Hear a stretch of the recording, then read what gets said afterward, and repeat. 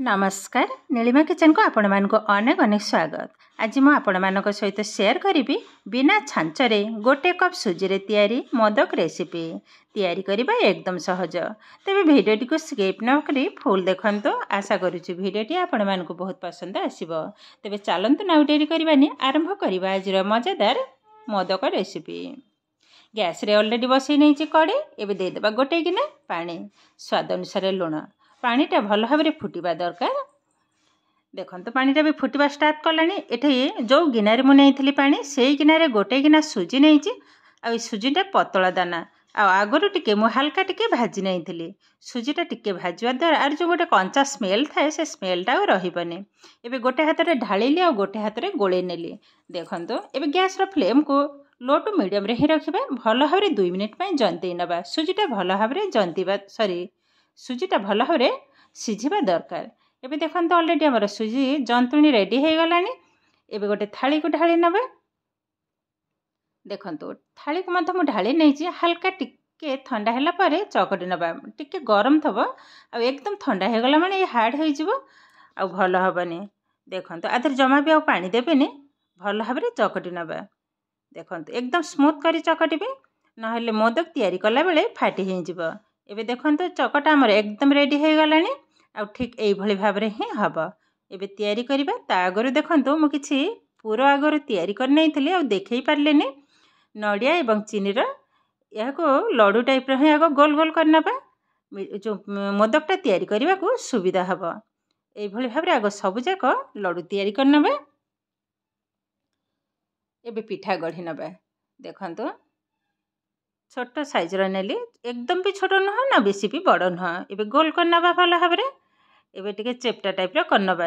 ए बेसी पतला करिबिनी टिके मोटा रहइबो। मोटा कले डिजाइनटा उठिबो। देखंतु मझिरे रखि नेली पूरा।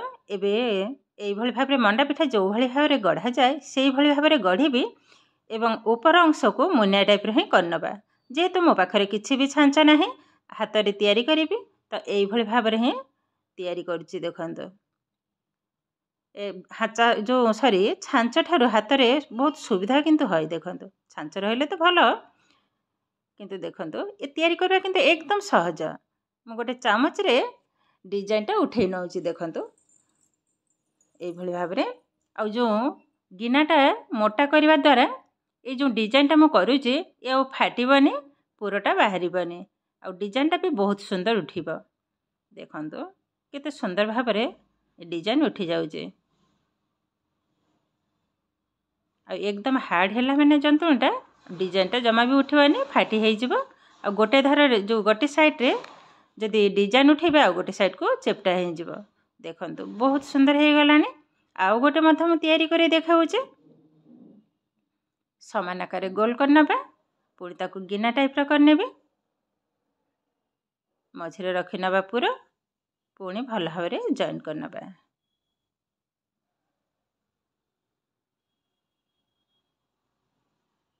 एकदम अगटा टिके मुनिया टाइप रे ही करनउजे।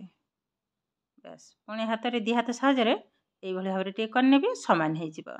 पुणी चामच सहायरे डिजाइनटा को उठै नेबे। देखंतु ए केही भी जानि परिबे नै जे बिना छांचरे तैयारी हेछि बोली। केते सुंदर देखाउछि। देखंतु समान आकार से भली भाव रे ही सब जाक तैयारी करने भी आगा। देखंतु ए डिजाइनटा भी हे गलानी। देखंतु केतेटा सुंदर बनीछि। एबे गोटे प्लेट को उठाई नबे। प्राय सब जाक पिठा मु गढ़ी नै जे आ गोटाय अछि एटा लास्ट।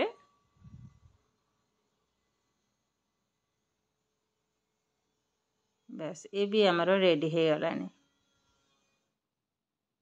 सब जाक मोदक किंतु आरी भितरे मु गढ़ी नै जे। देखंतु केतेटा सुंदर बनीछि। गैस रे ऑलरेडी बसई नै जे पानीटा भी देखंतु गरम हवा स्टार्ट कलानी। एबे गोटे रखि नेली छणा।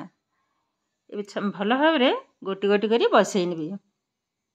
देखंतु टिके छाड़ी छाड़ी बसईबे नहले सिझिला माने लागी हे जिवो। बस गैस रो फ्लेम को किंतु ए समय हाई रे ही रखिछि। एबे कवर करनबा 4 रु 5 मिनिट तापरे आपण मानक सहित शेयर करिबी। पाखापाखि 5 मिनिट पर कभरटा को खोली नबा। एबे देखंतु केते सुंदर भाव रे रेडी हो गलानी, एकदम रेडी हो गलानी। एबे ओल्हे आनिबा। देखंतु ओल्हे आनिली आ ये मोदकटा देखिबा को देखंतु केतेटा सुंदर बनी छि आ बहुत सुंदर हे छि आ सॉफ्ट भी। एबे गोटे प्लेट को उठे नेबी।